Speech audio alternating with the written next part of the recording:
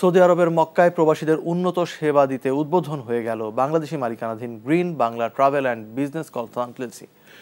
NTV Mecca প্রতিনিধি কামাল পারভেজ জানান, মক্কা নগরীর কাকিয়ায় গ্রিন বাংলা ট্রাভেল এর ফিতা কেটে উদ্বোধন করেন প্রধান অতিথি মক্কা অ্যাপোটেল গ্রুপের চেয়ারম্যান মোহাম্মদ সাকেব।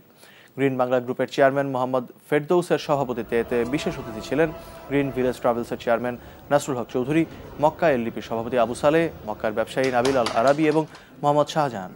গ্রিন বাংলা গ্রুপের চেয়ারম্যান মোহাম্মদ ফেরদৌস এনটিভিকে বলেন, ইনভেস্টর লাইসেন্স, হজ ও উমরাহ, ম্যান পাওয়ার, ভিসা প্রসেসিং, বিমান টিকিট, অনলাইন সেবা দেওয়াই তাদের মূল লক্ষ্য। শেষে গ্রিন বাংলা ট্রাভেলসের সাফল্য কামনা করে বিশেষ দোয়া ও মোনাজাত করা হয়।